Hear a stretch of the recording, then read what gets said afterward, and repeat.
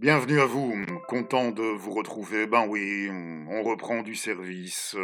Des fois, ne m'en veuillez pas, j'aime bien laisser passer un petit 15 jours comme ça aujourd'hui. Et comme je n'ai pas pu disposer de ce dont j'avais besoin, pour ce que j'avais prévu pour ce numéro, mais ça se fera sans tard. Pourquoi pas, si ça vous dit, si vous pas de problème de votre côté, un numéro un peu panaché avec quelques nouvelles, quelques infos et aussi quelques textes. Alors, notre texte d'intro aujourd'hui, une lettre.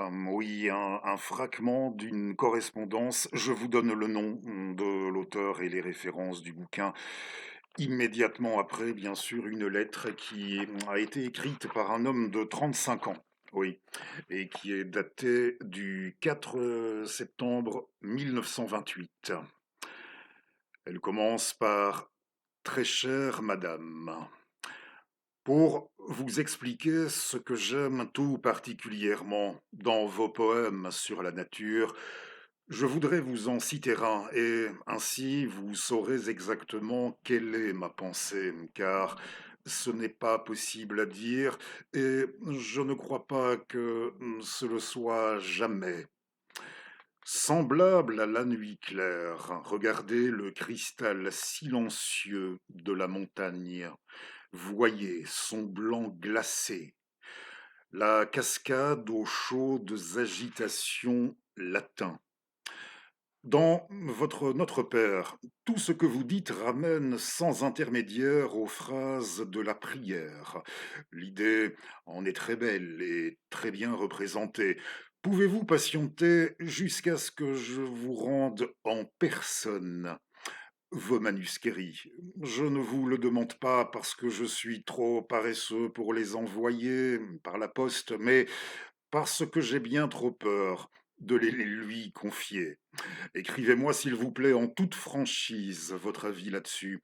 J'espère que vous ne tarderez pas à revenir à Vienne. Pourtant, malgré tout, le désir que j'ai de vous voir venir, car il n'y a pas d'autre moyen de vous voir, vous et votre mari, je ne vous le souhaite pas, car je sais trop bien ce qu'il vous en coûte de quitter Ried.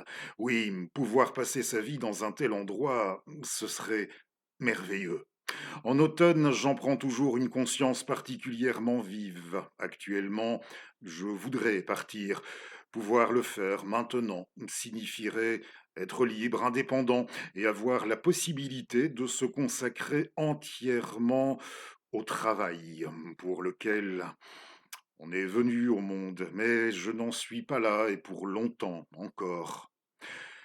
Je ne répondrai à votre citation de la lettre de Goethe que par ces mots sur Aristote, extraits de la même lettre. Ce que cet homme voyait passe l'imagination. Ce que cet homme voyait passe l'imagination. Et y a-t-il rien de plus merveilleux que cette phrase?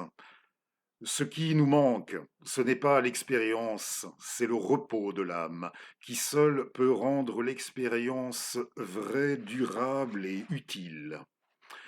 Et pour terminer, encore une citation de Goethe, extraite de la correspondance avec Schiller, que je lis depuis des mois. Je n'ai malheureusement pas la correspondance avec Zelter. Nous ne devrions rien faire d'autre que demeurer en nous-mêmes pour créer l'une après l'autre des œuvres qui ne soient pas trop mauvaises. Le reste ne donne rien de bon.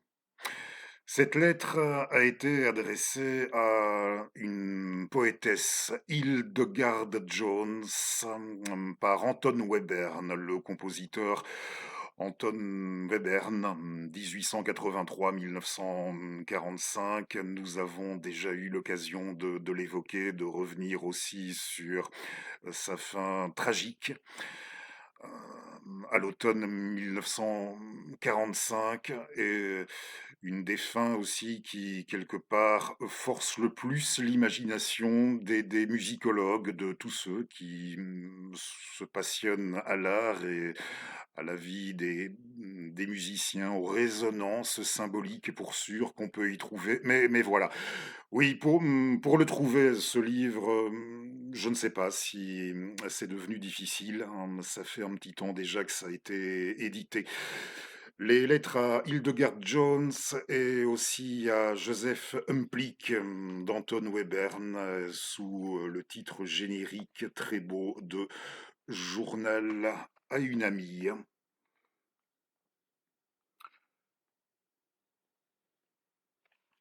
Et ça a été édité, oui, c'était chez Jean-Claude Lattès, déjà en 75, en 1975. Si j'ai fait le choix d'ouvrir avec lui, avec Anton Webern, c'est qu'aujourd'hui, ce n'est pas, franchement, ce n'est pas du fait que je ne l'appréciais pas, hein, loin s'en faut, mais vous savez, on n'a pas toujours pu disposer du net et à partir d'une époque, ça m'a été comme un peu difficile. Elle était très prolifique d'arriver à le suivre, comprenez? Son rythme de production, c'est que nous avons appris aujourd'hui la disparition de la compositrice de naissance russo-soviétique Sofia Goubedoulina. Elle vivait près de Hambourg depuis le début des années 90, je ne je ne peux absolument sur elle, je peux pas vous rapporter grand-chose. Ce n'est franchement pas non, pour être franc, pour sûr, pour être franc, ce n'est pas la compositrice russe, l'artiste russe sur laquelle je suis en mesure de vous dire grand-chose, sinon que, j'ai retenu, elle revenait, dit-on souvent, sur ces 2. Elle rappelait volontiers souvent les 2 influences majeures, sur son œuvre à elle dans l'histoire de la musique qui étaient d'une part Jean-Sébastien Bach et de l'autre Anton, Webern. J'avais trouvé que c'était une bonne idée du coup, pour lui rendre hommage, à ma manière, de vous lire cette splendide lettre d'Anton à Hildegarde. Oui, non, je préfère être franc avec vous. Je connaissais davantage, nettement mieux, sa contemporaine, sa compatriote qui nous a quittés pour sa part. Ça fera déjà bientôt, pardon, 20 ans, je crois. Galina Hutzvolskaya, hein, et je dois encore écouter. Je vais tout de même vous montrer les 2 CD audio d'elle que je possède, de Sofia, mais je ne suis pour ainsi dire nulle part, dans la connaissance de son œuvre. Le premier, alors oui, le 1er, je m'étais rué chez mon disquaire parce que j'avais lu une critique sur le net où on disait qu'il était, inaudible, ce CD. Alors, du coup, je m'étais rué chez le disquaire. À vrai dire, audible, il l'est fort bien. Il suffit d'avoir, comment on dirait, des esgourdes. C'est le CD de ses quatuors. Il y en a 3, les quatuors à cordes 1, 2 et 3 de Sofia Goubedoulina, interprétés par des Danois, le Danish Quartet sous label CPO. Très très bien, quoi qu'on ait pu en dire. Voilà, chez CPO et chez Naxos, j'ai également celui-ci avec une œuvre plus récente de 2009. Je l'ai ici, voilà. Chez Naxos, sorti en 2011, et là-dessus, vous avez Fashwerk, si vous souhaitez un niveau son, pour instrument, du bayan, oui, si vous souhaitez entendre du bayan, il y a Fashwerk pour bayan percussion et orchestre à cordes, une œuvre de 2009-11, achevée en 2011 pour sûr, l'année de sortie du CD, et c'est suivi de Silenzio pour Bayan encore, violon et violoncelle, œuvre un peu plus ancienne de 91, celle-là. Un CD des Norvégiens ici, oui, le Trondheim Symphony Orchestra et des membres de cette formation. Voilà, j'ai 2 CD d'elle. Je pourrais également, vous recommander, mais attention, c'est celui qui a le plus largement contribué à, asseoir sa renommée sur le plan mondial. Discographiquement, à un moment, c'est l'album du fameux, très fameux, violoniste, Gidon Kremer avec son Offertorium chez à la Deutsche Grammophon. Oui, l'album Deutsche Grammophon avec l'Offertorium dédié à Jean-Sébastien Bach et puis le, T.S. Eliot in Memoriam, oui, c'est l'album qui a largement contribué à un moment à asseoir sa célébrité, mais il est assez ardu tout de même, je préfère le dire et de la même manière que je préfère ne pas j'ai choisi de ne pas faire mon malin avec vous. Hein, le Deutsche Grammophon, je dois l'avoir quelque part sur une clé, celui-là, pas ou plus en CD matériel, mais je dois l'avoir quelque part. Oui, de la même manière que j'ai fait le choix de ne pas chercher à faire mon malin avec vous, avec Sophia, ça me semble un choix sage, quelque part, oui, de ne pas faire mon malin avec vous autour de Sophia. Sophia qui nous a quittés ce jeudi 13 mars 2025 à l'âge de 93 ans et je tenais à le saluer aussi et vous allez me dire, bon ce n'était pas ma came, je l'ai toujours en tant qu'artiste assez moyennement en tant que chanteur assez moyennement apprécié, mais je tenais aussi, lui qui nous a quittés il y a 15 jours, Herbert Léonard, je tenais à le saluer du même de même, oui, car on perd, on a perdu aussi un des meilleurs spécialistes. C'est clair que si on devait chercher, est-ce qu'il y avait un point commun entre Sofia et Herbert? Eh bien, figurez-vous, oui, autour de la Russie, car on a perdu un des meilleurs spécialistes il y a environ 2 semaines. On a perdu un des meilleurs spécialistes de l'URSS dans le domaine de l'aviation militaire, et je me suis dit, histoire de rendre hommage à son travail en la matière, je vais vous citer quelques-uns de ses bouquins, hein, pas tous, mais ceux qui étaient particulièrement ciblés là-dessus, sur son domaine de prédilection, l'aviation soviétique, en particulier la période, séparant les 2 conflits mondiaux ou un petit peu avant, un petit peu, après, mais il aimait bien rappeler qu'il était particulièrement ciblé et spécialisé. Alors vous oui, d'Herbert Léonard, j'ai noté 3 bouquins. Je mets toutes les références de ces livres en description, comme pour tous les autres bouquins dont il a été question aujourd'hui.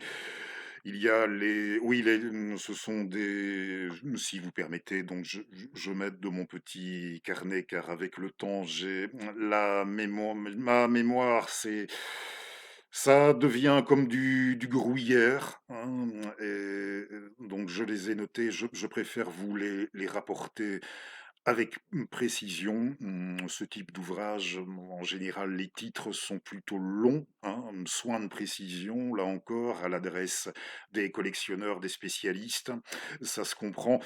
Alors, dans l'ordre de parution, les avions de chasse russes et soviétiques de 1915. Vous voyez quand je vous dis qu'ils débordaient parfois un peu avant, un peu après pour la période de l'entre-deux-guerres, 1915 à 1950, 1915-1950, et c'était sorti chez Emdal, l'éditeur, un éditeur normand, je crois, Emdal, qui a toujours fait du joli taf en histoire militaire. Les spécialistes vous en parlerez mieux que moi. Les avions de chasse russes et soviétiques de 1915 à 1950, et puis les bombardiers en piqué soviétiques, les bombardiers en piqué soviétiques dans les années 30-40, édité en 2011, hein, et aussi son encyclopédie, hein, l'encyclopédie des chasseurs soviétiques de 1939 à 1951 chez Histoire et Collection. En 2005, toutes les références en partie description. Oui, je vous dis, c'était pas ma came, sur le plan musical, mais ça ne me donnait pas de l'urticaire non plus et je me souviens, je pense bien que avec le temps ou peut-être déjà à l'époque si ça se trouve, ça l'aurait assez abusé si on lui avait rapporté à lui l'anecdote. Je me souviens, j'ai connu l'époque du plein, du oui, quand il était au top, la période, on va dire 1900. J'étais en radio à l'époque, on recevait tous ces 45 tours, les singles, comme on disait, on les recevait les uns après les autres, on les alignait sur antenne. La période 1987 à 1990, j'ai très bien connu après la sortie de l'album Laissez-nous rêver et j'avais un collègue, en radio, un homologue en radio, un enseignant, un jeune, oui, c'était alors un jeune licencié en philo et lui était foncièrement allergique, il fallait croire à Herbert Léonard, aussi bien de fond que et j'insiste, aussi bien de forme et j'insiste, que, de fond et il passait son temps à rédiger comme l'Église catholique naguère, je ne sais pas moi, comme des bulles ou des placards plutôt. Il rédigeait carrément des placards qu'il collait ensuite au mur, comme ça, à notre adresse, où il nous expliquait les raisons, les multiples raisons qui l'amenaient à proposer le retrait de l'antenne des œuvres d'Herbert Léonard et aussi pourquoi elles sapaient, selon lui, les fondements de notre civilisation judéo-chrétienne. Les chansons d'Herbert Léonard, oui, j'avoue que ça m'amusait assez. Ça m'amusait assez et davantage, je dois dire que certaines sorties qu'on doit subir aujourd'hui, prétendument humoristiques dans certaines prestations youtubesques que j'aurais encore, il faut croire, l'endurance de me taper, comme de me taper, comme de suivre, jusqu'à je ne sais trop quand, mais ça m'amusait pour sûr. Ça m'amusait davantage. Les références des bouquins d'Herbert sous la vidéo, je tenais à lui rendre, ce petit hommage à sa passion et à son travail, de recherche, de passionné en matière d'aviation militaire et d'histoire russo-soviétique. Je tenais à l'adresse, d'Herbert Léonard et oui, alors, j'ai pas vraiment eu le temps, je ne sais pas si je vous le disais en début de numéro, j'ai pas vraiment eu le temps, ce numéro, de vous le concocter comme je l'avais prévu, ne disposant pas de tout ce dont j'avais besoin. Je pense que ça ne va plus tarder, pour ça, ce sera résolu dans les 48 heures. Un livre que je voulais vous présenter d'un ami et c'est pas la première fois que je vous en parle, mais je vais en profiter pour lui refaire un peu de publicité quand même. Mais avant, quelques nouvelles, quelques infos. On va revenir à la fois sur le contenu du numéro précédent et vous m'avez fait comprendre aussi que, ça ne vous répugnait pas, spécialement que j'aborde de nouveau assez régulièrement des thématiques plutôt centrées sur ma Belgique ou même ma région, des thématiques régionales. Alors, dans le numéro précédent, je faisais allusion au roman de renard de René Haussmann de 1970 et je n'étais pas encore informé à ce moment-là. Là, franchement, fameux ça, hein, je me suis exclamé quand je l'ai vu, quand je l'ai appris, je me suis exclamé, je l'ai partagé immédiatement partout où je l'ai pu. Je me suis dit: «Fameux ça et bravo à nos voisins et amis louviérois». Ça va se dérouler chez eux en effet. Une belle exposition, l'exposition Anima autour de René Haussmann à Bois-du-Luc. J'ai noté tout d'abord les dates. Ça commence, ça s'ouvre dans un petit mois, encore une petite, trentaine trentaine de patience et ça démarre le 10 avril et ça se tient, jusqu'au 28 septembre au musée de la mine et du développement durable de Bois-du-Luc. Bois-du-Luc, ça si ça vous dit quelque chose, Bois-du-Luc, c'est l'un de nos fleurons en matière d'archéologie industrielle, un des fleurons de notre histoire industrielle, aussi. Et peut-être, si ça se trouve, si, voilà, si vous vous y rendez,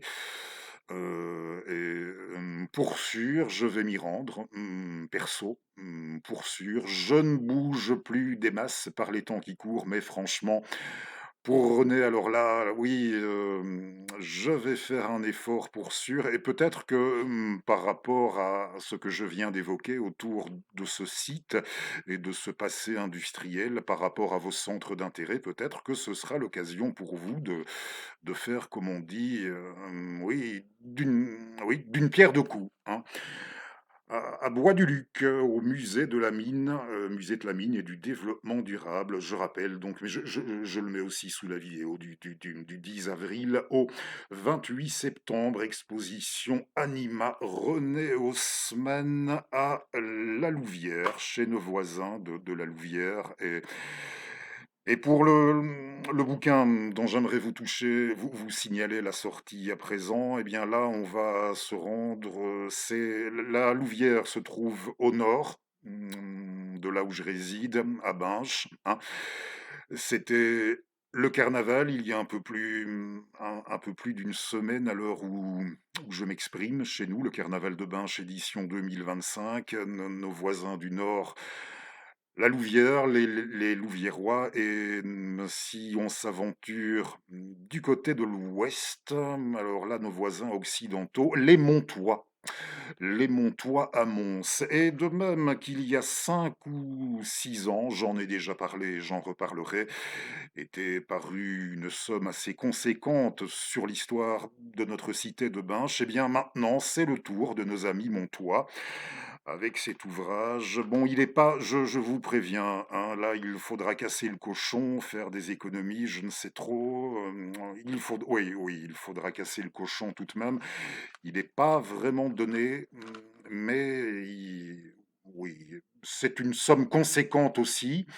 Ce livre sur l'histoire de la ville de Mons que l'on doit à mon compatriote que je salue, Jean-Marie Cauchy. Jean-Marie Cauchy qui a intitulé son livre, décidément, oui, on ne fait pas dans les titres qui vont vite à dire, à prononcer aujourd'hui. Il a intitulé son livre Histoire.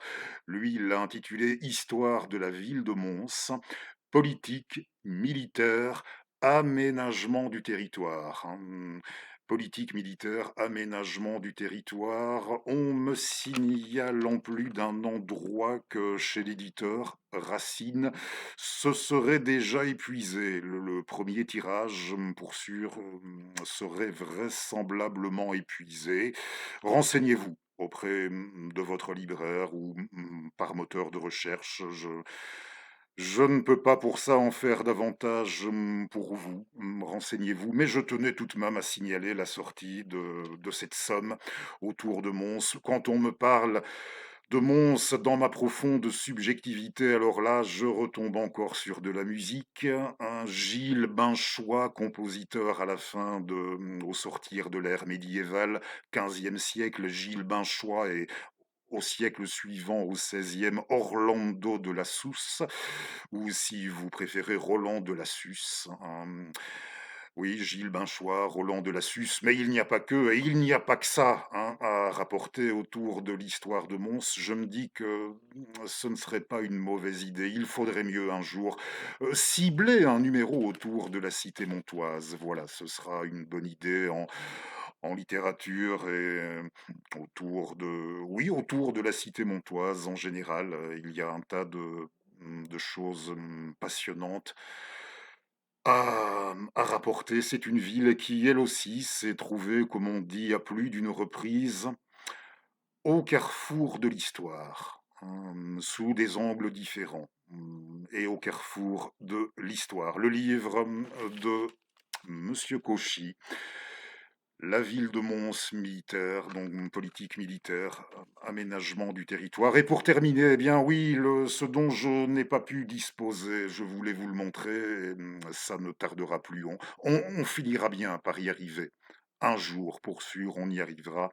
Vous verrez apparaître dans un funeste fret, vous verrez la couverture. Je serai en mesure de vous montrer en matériel la couverture du dernier livre de mon ami Bruno Guig sur la Chine. Je voulais vous lire un fragment de son livre sur la Chine de Mao Zedong. Encore un titre qui n'est pas court. L'Odyssée chinoise de Mao Zedong à Xi Jinping, de Bruno Guig aux éditions Delga. Ce n'est pas le premier livre de Bruno, ce n'est pas son premier non plus. Chez cet éditeur, j'avais beaucoup aimé ses chroniques de l'impérialisme, hein, son livre sur la fable du libéralisme qui sauve le monde, sur son communisme, communisme au pluriel, le titre, qui était paru l'an dernier, et à présent l'Odyssée chinoise de Mao à Xi.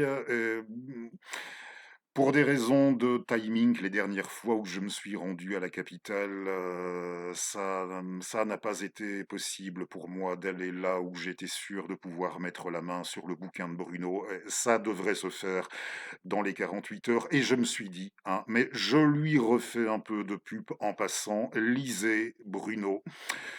Lisez son Odyssée chinoise, un autre regard peut-être aussi pour vous, ce sera l'occasion de découvrir sous un autre angle l'histoire de ce grand pays, hum, l'Odyssée chinoise. Alors pourquoi ne pas terminer avec la Chine, hein, en allant faire un petit tour là-bas, mais dans un registre peut-être sensiblement différent.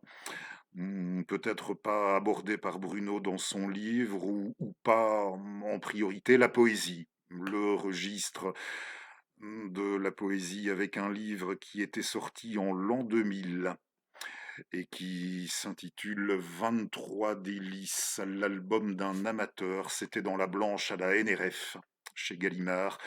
Oui, 23 délices, l'album d'un amateur.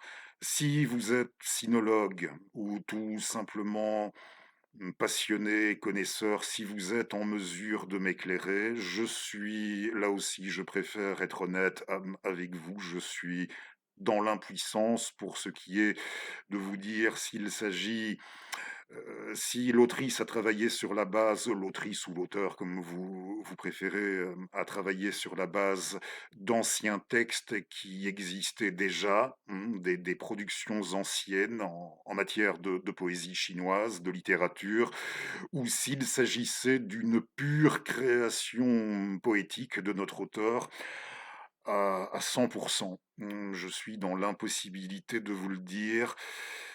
On disait d'elle, de Lisa Bressner, oui, c'est un livre de Lisa Bressner, on disait d'elle, les personnes qui l'avaient bien connue, que sa façon de faire, d'écrire, c'était d'aller directement droit à l'essentiel, droit à l'acte. Elle était de ces auteurs qui ne cherchaient pas à s'encombrer particulièrement de ce qu'on appelle la psychologie descriptive.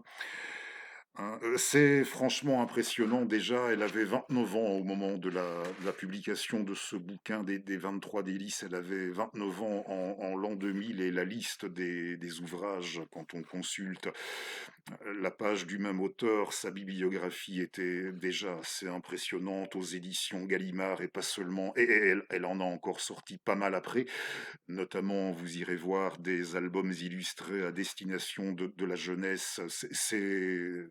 Pour vous dire, c'est dingue. Voilà, pardonnez la platitude, mais c'est dingue ce qu'elle avait déjà publié à l'âge de 29 ans. Lisa Bressner, elle aimait aller, disait-on, droit à l'essentiel, à l'acte, hein, oui, c'était ça qui comptait avant tout pour elle, d'aller droit à l'essentiel, dans l'acte. Et c'est sans C'est sans doute ce qu'elle a fait aussi la concernant, sur le plan de ce choix qu'elle a fait. Nous étions au cœur de l'été 2007 quand elle nous a tiré sa révérence.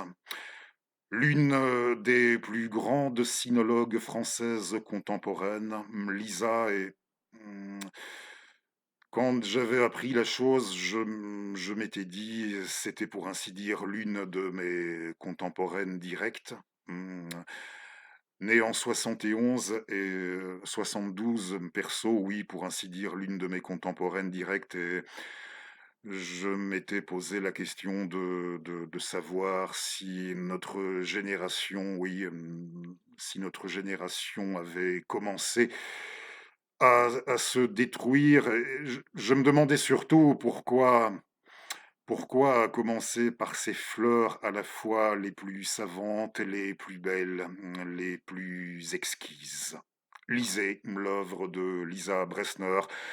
C'est, je crois, le meilleur moyen de ne pas l'oublier, hein, de penser à elle et je vais vous lire les 3 premiers délices de ce recueil. Alors, il y a une page oui, il y avait une page d'explication, sur ce livre.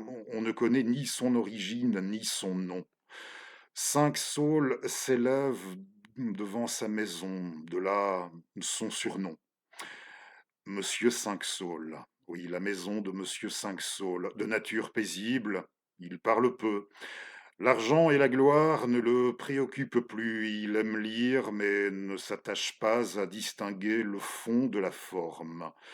Quand il lui arrive d'être charmé par quelques lignes, il en jouit au point d'oublier de manger. Il aime le vin, mais sa maigre fortune ne lui permet pas d'être ivre aussi souvent qu'il le souhaiterait.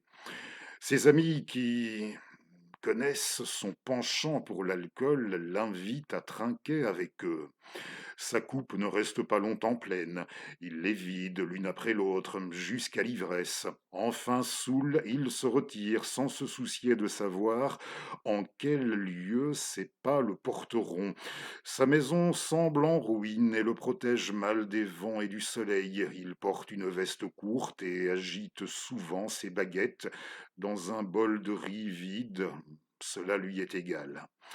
Il écrit uniquement pour son plaisir et donne alors libre cours à son imagination. Le succès ou l'échec ne le touche pas, c'est ainsi qu'un beau jour il meurt. Ça, c'est la vie de Monsieur de Cinq-Saules. Et si je retrouve la bonne page, oui, ce ne sera pas bien dur. Je vais vous lire aussi le texte concernant la présentation du livre, du recueil en soi, l'album, hein. Cet album de poésie, je précise, c'est un numéro pour adultes, je l'ai indiqué, c'est indiqué dans le titre de la vidéo, c'est un recueil de poésie érotique chinoise. Et cet album, Lisa nous disait qu'il datait de 1610 et qu'il avait été imprimé en 5 couleurs à Hangzhou. Un amateur se le procura il y a une trentaine d'années au Japon, où Lisa a vécu un petit temps, à Kyoto, je crois. Oui, elle avait vécu un temps à Kyoto. Le Japon ne lui était pas non plus inconnu. Un amateur se le procura il y a une trentaine d'années au Japon. Il l'aimait pour les poèmes qu'il contenait et toutes les pages qui lui manquaient. Des estampes érotiques arrachées, il reste des miettes de couleur entre les pages, calligraphiées. L'album est incomplet, les images de l'amour sont absentes. L'album est ancien, usé. On voit aussi qu'il a été consulté toute une vie et qu'il a servi à des fins que les livres n'offrent pas d'habitude. Si l'amateur ne m'avait pas montré les petites notes qu'un inconnu avait ajoutées près des poèmes à la place des estampes, l'album aurait continué de boiter, nous raconte encore Lisa. L'album aurait continué de boiter sur son unique jambe lourde de mots à la recherche de l'autre, à la recherche de l'autre, pleine d'images. Oui, je vous montre un de ses dessins, une de ses calligraphies, et il y a sur YouTube. Je ne vous cache pas que, perso, certaines sont difficiles, pour ne pas dire éprouvantes, pour votre serviteur à regarder. Mais sur YouTube, il y a eu une chaîne, hein, qui lui est dédiée à son nom, Lisa Bressner. Il y a certaines vidéos sont visuellement, esthétiquement d'une très grande qualité où on la voit échanger avec oui, volontiers avec des personnalités assez connues. Et il y en a une aussi qui a été filmée à Nantes. C'était une Nantaise, et un vendredi 13 octobre, oui, en l'an 2000, il y avait un vendredi 13, le vendredi 13 octobre 2000 à Nantes, dans un lieu dit du théâtre de Shanghai. Elle avait fait comme un happening relatif à la publication de ce livre avec accompagnement musical, une jeune femme qui lisait les uns après les autres ces 23 délices, ces 23 délices érotiques, avec un accompagnement musical et pendant la récitation de façon très bien ordonnée, très bien agencée. Lisa dessinait, des calligraphiés les poèmes les uns après les autres. Malheureusement, celle-là, elle n'a pas été très bien filmée, mais vous irez voir. Ça dure environ un quart d'heure. Oui, celle-là n'a pas été exceptionnellement bien filmée, malheureusement, mais vous irez voir si ça vous dit. Alors, je vous remercie d'ores et déjà de m'avoir suivi. On y va, hein, pour la lecture, si ça vous dit, de ces trois délices. Et un petit, il y aura un petit complément aussi. Alors, à chaque fois, vous avez en vis-à-vis un texte de présentation et la poésie.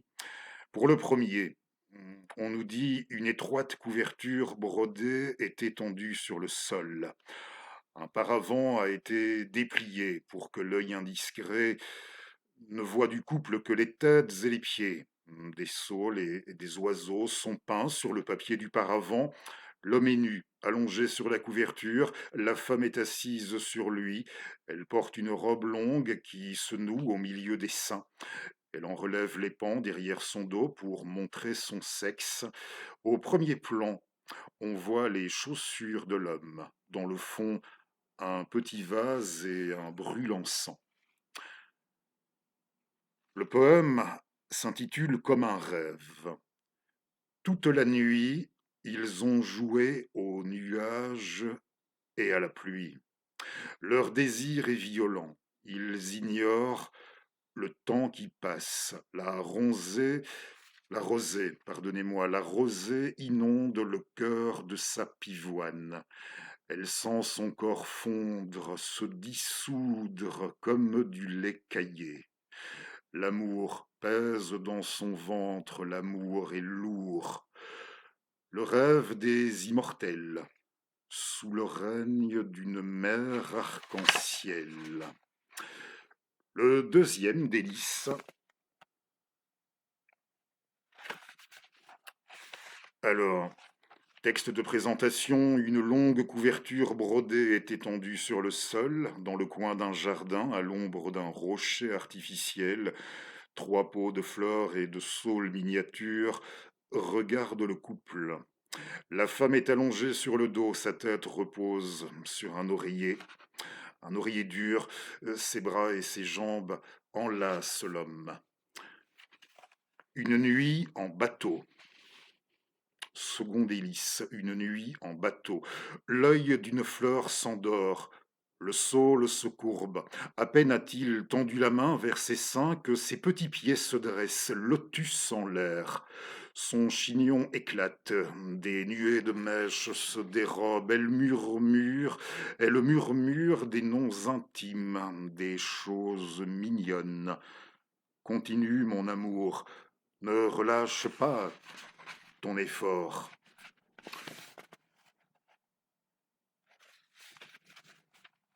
Troisième et Et pour nous, troisième et dernier délice, une large couverture brodée est étendue sur le sol. Un paravent a été déplié à moitié. Un paysage d'eau, de cabanes abandonnées et de saules et peints sur le papier du paravent. On voit aussi un ermite. On voit aussi un ermite, seul, loin de sa cabane. L'homme est allongé sur le dos, sa tête repose sur un oreiller dur, la femme est assise sur lui. Elle lui tourne le dos et serre les pieds de l'homme entre ses mains. Elle a baissé la tête et regarde leur sexe entre ses propres cuisses. Au premier plan, on voit un éventail de plumes. Le poème s'intitule Je regarde les vagues. La première pulsion du printemps s'est dissipée. Ils se sont épuisés à la satisfaire. Il est beau. Propose une nouvelle position. Place-toi au plus loin de moi, que je ne vois plus ton visage. Elle le crache, puis l'aspire. Long, profond, joie remplit leur centre. Elle penche la tête et regarde le mouvement. Sexe entré, sexe sortait. Une voile gonflée sous la tempête. Ses yeux flottent. Son cœur se détache de sa poitrine. Inutile de faire l'amour autrement. Oui, et avant de nous quitter, il y avait aussi dans ce livre un lexique présenté comme vocabulaire amoureux, le vocabulaire amoureux de Monsieur Cinq-Saules. Et là, on a des calligraphies correspondant aux différents termes de ce lexique. À cheval, on apprend que à cheval, c'est faire l'amour. Voilà, dans le lexique de la poésie érotique chinoise, faire l'amour à cheval, descendre de cheval, c'est jouir. Allumer le feu de l'autre côté de la montagne, pratiquer la sodomie. À la manière des académiciens, ça désigne la forêt des pinceaux. Oui, la forêt des pinceaux, c'est-à-dire les initiés. Et l'âme dissoute. C'est quoi l'âme dissoute? Eh bien, l'âme dissoute désigne l'orgasme. Allez, encore quelques-uns et on se retrouve dans un peu moins d'une petite semaine. Avaler et cracher exprime la façon dont la femme va et vient sur l'homme, signifie aussi, entre guillemets, bafouiller. La branche fleurie désigne le sexe masculin de la même manière que la chambre des fleurs désigne le vagin. Les cymbales désignent la vulve. Fromage cuit désigne les seins tendres et blancs, comme le fromage. Flot d'écume désigne l'excès et, par extension, le libertinage. Flot d'écume. Jouer de la flûte, c'est pratiquer une fellation. Grenouille verte désigne le sexe féminin qui sautille. Et enfin, instrument de méditation est un terme bouddhiste. Oui, et ce terme désigne dans le dernier poème du livre le corps de la femme. Merci à vous et à bientôt.